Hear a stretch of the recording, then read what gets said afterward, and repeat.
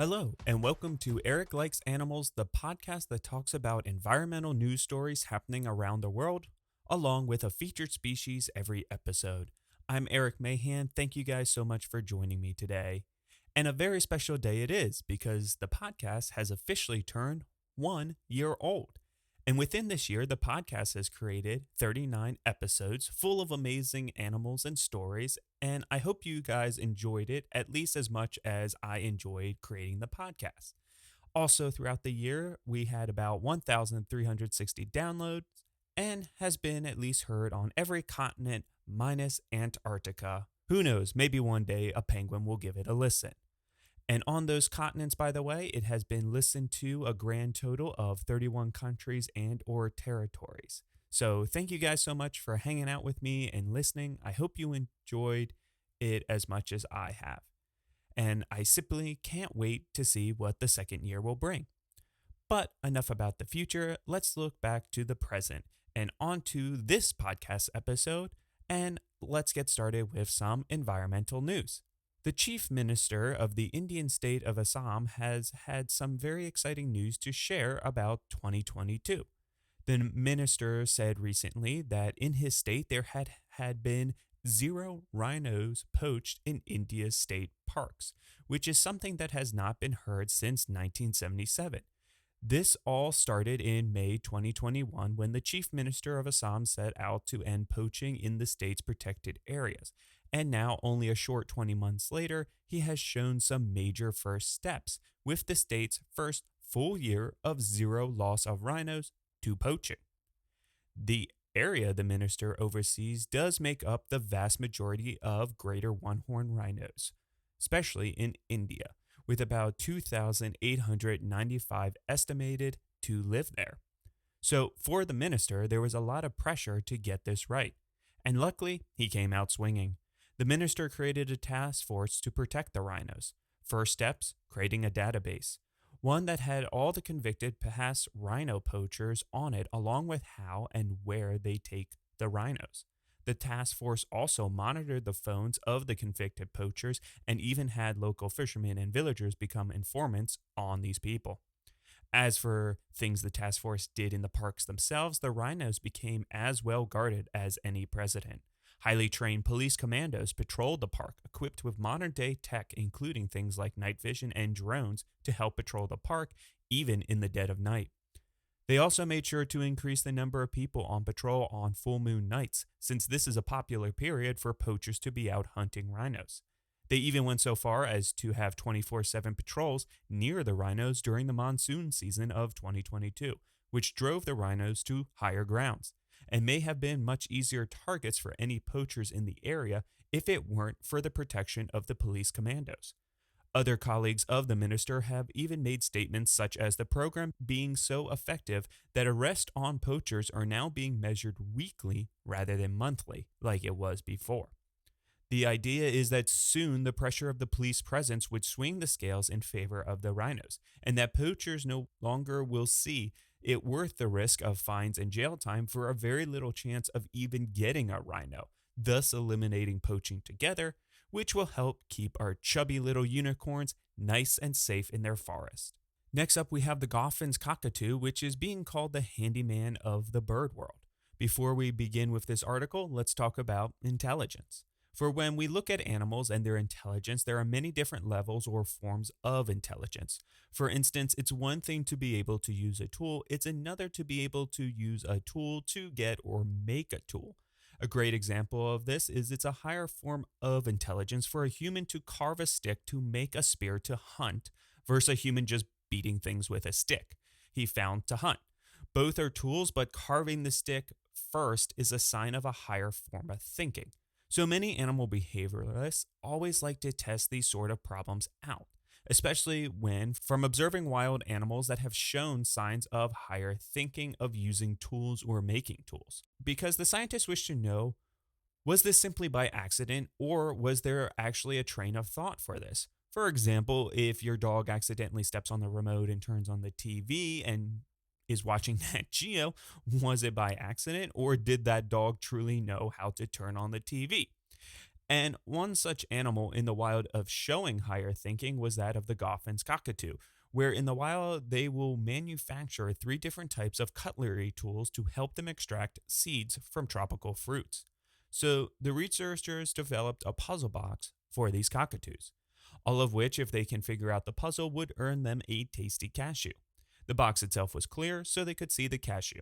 But the experiment was designed so that the only way for the cockatoo would be able to get its reward was for them to first use a short, rigid stick to break through a membrane inside the box, and then having to switch over to a longer, softer stick to be able to reach the cashew. With the experiment of the 10 cockatoos, 7 figured out they needed to use both tools on their first try, and 6 birds completed 9 consecutive trials across 3 consecutive days of the experiment. So they figured it out. Well, that's not enough to prove something at all. So, phase 2. 5 of the birds were picked at random to move on to a second experiment, which had a variety of boxes that either needed 1 or 2 tools, as well as needing either the soft or rigid one first. But out of 150 attempts of the second experiment, 128 times the birds always used the correct tools first. So they knew by looking at the puzzle right away what sort of tool was required for this job, and if it required 2 tools, which one was needed first.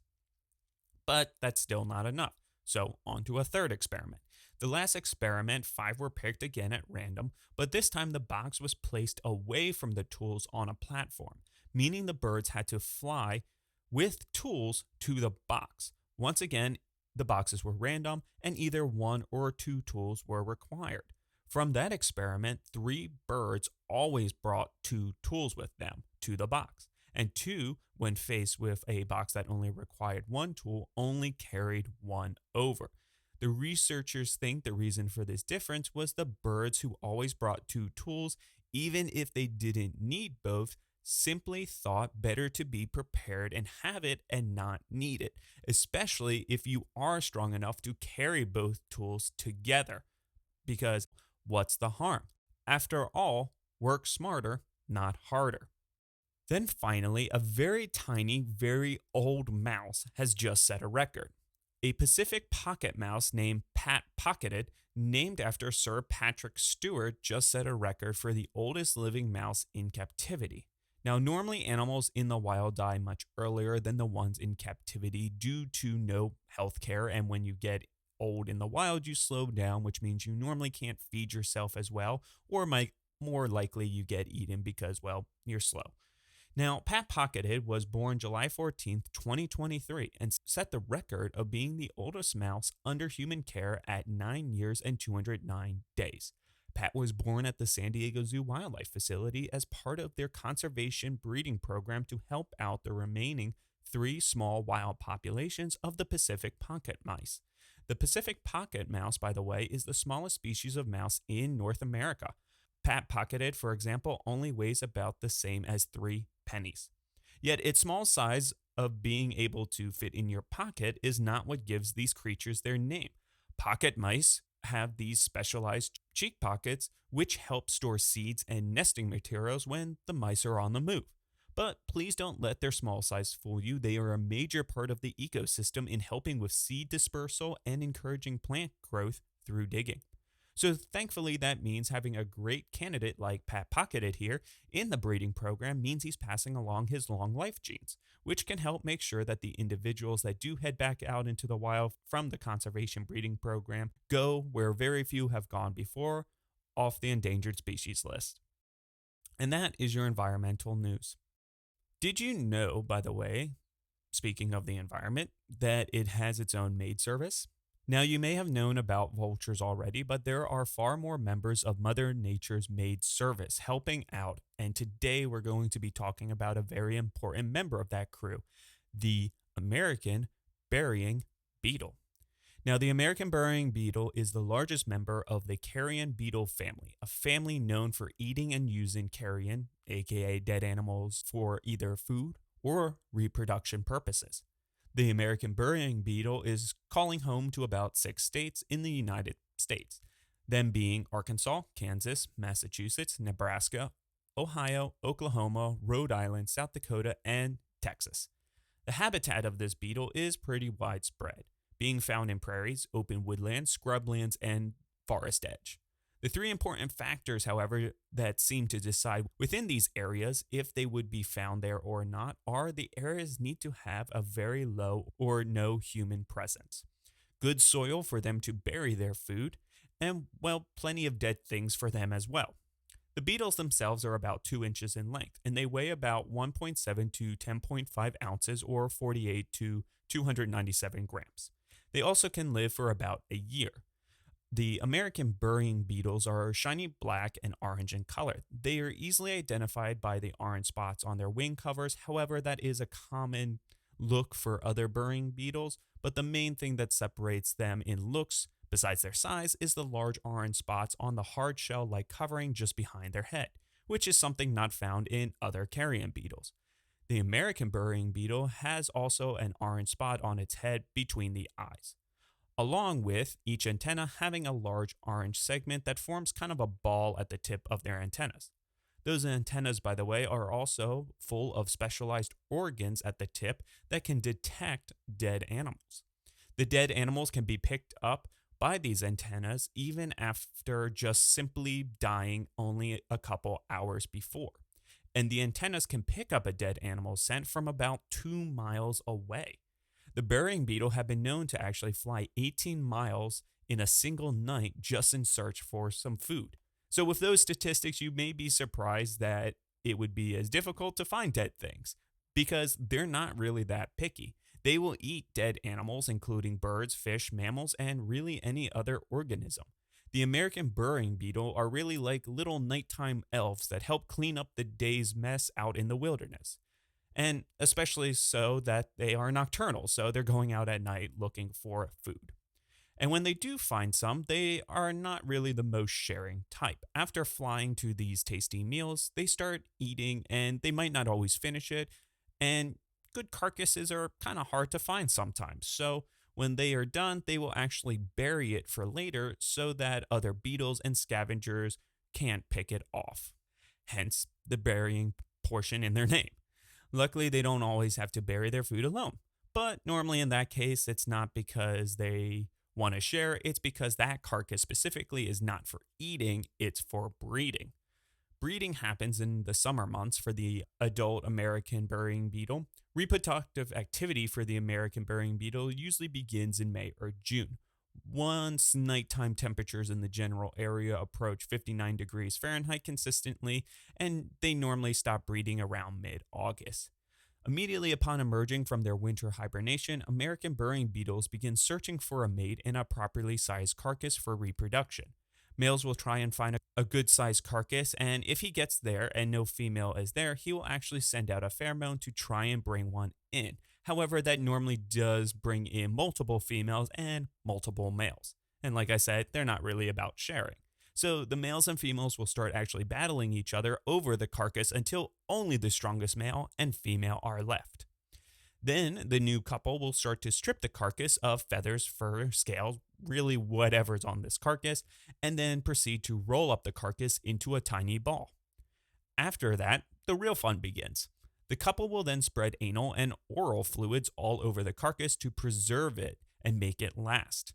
Then they will lay their 10 to 30 eggs in a chamber near the carcass, and when the larvae emerge in a little while later, they can use that little ball of dead meat as a shelter and food. The adult beetles, however, will stay by after laying the eggs and end up watching over the larvae.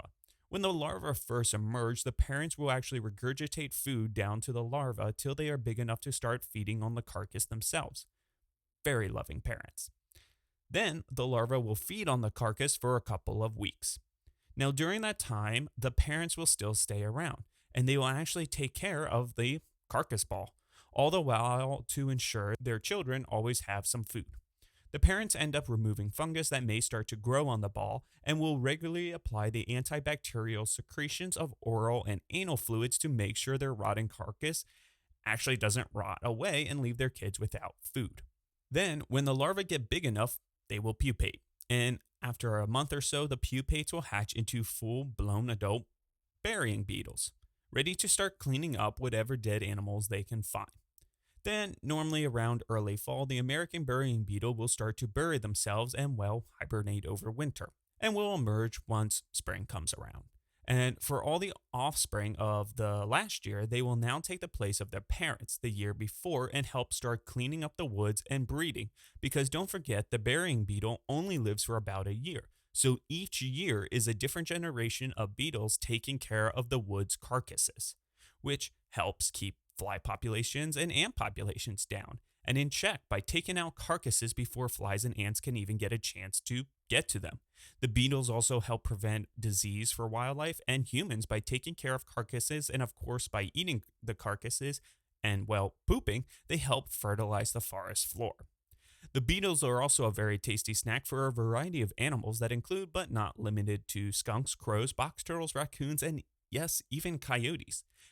Unfortunately, even though it's part of the circle of life, it really is sad for even one of these beetles to become a snack to these predators right now. Because unfortunately, the American burying beetle, as important as it is for us and the ecosystem, is really not doing very well.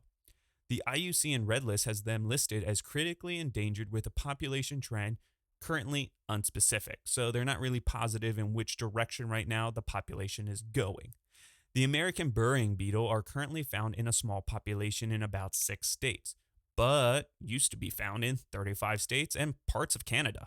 The population we currently have grew from just one known population at the time of its listing in 1989 to become the 6 native and introduced populations we have today.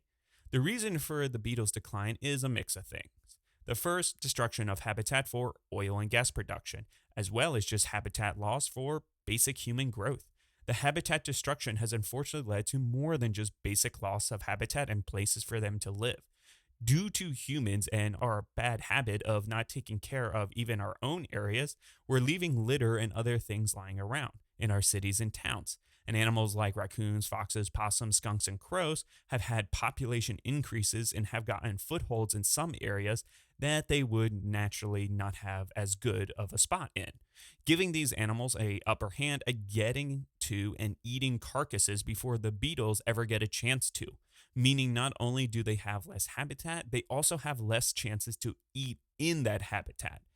Another problem with the human destruction of the habitat is one we did talk about last time with the tawny frogmouths, and that is light pollution. However, unlike the tawnies who were getting hit by cars by following the insects into the artificial car headlights, the American burying beetles are being killed because of just the lights themselves. Being a nocturnal insect, they use the moon to migrate. So artificial lights throw them off in migration and movement, as well as the artificial lights triggering their drive to follow the moon to a point they will actually end up starving themselves from being so focused on flying towards the light and never really getting there, or the light's not moving like it's naturally supposed to, and of course the light not turning off because the moon's not up all night long. So yeah, they're basically starving themselves because of this drive. So what can we do about it? So obviously habitat destruction is one we pretty much have beaten the bush multiple times about. So yeah, sharing the planet with all others that call it home, super important. As for the wildlife who do so well in human areas, developing better, cleaner practices to prevent wildlife from being able to feed on human garbage and trash is really the best solution. Anti-wildlife trash cans and dumpsters do exist and used in more rural areas, but implementing these in towns and cities to stop the wildlife from getting into cans can make a very big deal. Also, clean up the cities. Many European countries take a little more pride in their cities to a point of having people that go around cleaning up litter and trash to keep their cities clean. And honestly, there are some cities over there that even in their most major of cities, you barely see very little trash around. Whereas if you go to New York, there's some roadways where there's quite a big pile heaping of trash around. But having this clean city program would provide jobs and give people cleaner cities to, well, live in. And wouldn't that be nice? But simply having people pick up litter is more trying to fix a problem, but not really the cause. And that is the American culture on litter. Now, over in some European cities, it's a different culture, and the idea of throwing trash, for example, out your car window would be shocking and appalling to see. Part of it is getting people to care, yes, but also probably helps that fines for littering are a little bit steeper and more enforced over there. It's such a big culture shock to see people littering that they'll actually call each other out on it because, well, it's gross. In New York City, for reference, first offense of littering can be $250 for a first conviction. But let's be real, it's not really enforced all the time. I have seen cops behind people throwing all kinds of stuff out their windows with no stops or fines written for them. In Berlin, for example, however, it's about 250 euros or 266 US dollars, which is about the same as us, but they will fine for a piece of gum, a cigarette butt, and even someone who doesn't pick up their own dog's poop, which I know many of you would probably like that last part a lot. Now, all of this can help encourage people to, well, take a little more pride and also stop littering. That's a big one. And by stop littering, those animals like raccoons and possums and foxes won't have as big of a hold in the areas and give the burrowing beetle a chance to, well, get to the carcasses first. As for the lights, it's very much like the tawny frogmouth, like we said last time. But if you didn't hear that one, basically the idea there is using no bug lights that cut out blue lights, which is a major part of what attracts bugs to these artificial lights. So that, as well as turning off lights outside that don't need to be on, or getting motion sensor lights that turn off after a short bit instead of staying on all night long, can drastically decrease the amount of insects being attracted to the light and basically starving themselves. Because all of these things can really help out our little wilderness cleaners. Because luckily for us, though, we also have the added help of many accredited zoos involved with helping out these beetles. Places like St. Louis, Cincinnati, and a couple other accredited zoos have captive breeding programs where they breed the beetles in captivity and then release the young in designated areas to help support wild populations and help increase their size a little quicker. Which is great because, let's be honest, many of us struggle to clean our own homes on a regular basis. And the last thing we need is the added responsibility of starting to help out with Mother Nature's cleaning crew, which can be a real thing because do you really want a bunch of dead bodies lying everywhere that help spread disease and increase flies? Well, luckily for us right now, Mother Nature doesn't need us to pitch in because they have one of their star employees, the American burrowing beetle, on the job.